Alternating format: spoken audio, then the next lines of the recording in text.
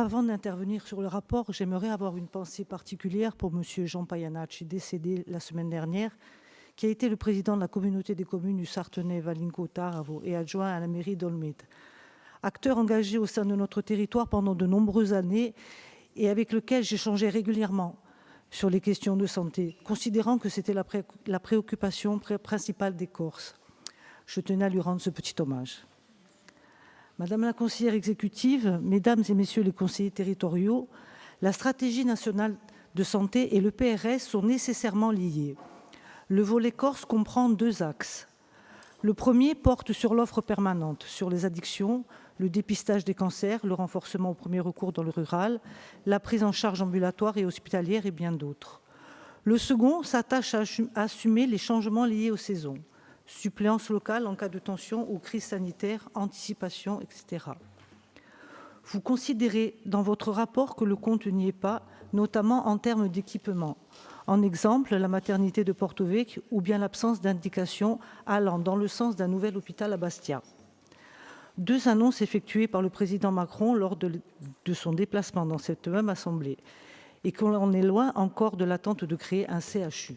D'où l'avis défavorable émis dans la délibération. En fin de rapport, il est évoqué un transfert progressif des compétences de santé dans le cadre de l'autonomie. Un point que nous ne partageons pas, vous vous en doutez bien, et qui pèse dans notre position de vote. Puisqu'on est sur la stratégie de santé en Corse et sur le manque d'équipement, je voudrais dire un mot. J'ai participé aux travaux à la commission de politique de santé sur l'obésité, concernant le fait qu'en Corse, l'offre de soins et de prise en charge est incomplète. Nous sommes la seule région à ne pas disposer d'un CSO, Centre spécialisé de l'obésité, qui suit les personnes concernées en 3 temps avec un accompagnement à tous les niveaux, que ce soit médical et psychologique. Le centre de Cana est une première étape que l'on ne peut que saluer.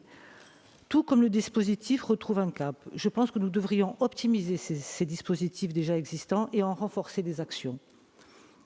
C'est là aussi que l'on voit le besoin avéré en infrastructures de santé et le nécessaire accompagnement de l'ARS et de l'État pour parvenir à un niveau d'équipement satisfaisant en termes d'accès aux soins.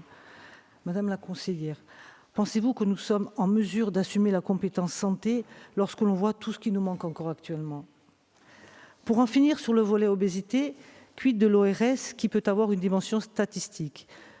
Même si je sais que la collectivité privilégie de se concentrer sur l'activité du registre des cancers, ce que je comprends tout à fait et que je valide, mais rien n'interdit que l'on puisse confier des missions supplémentaires à cet observatoire.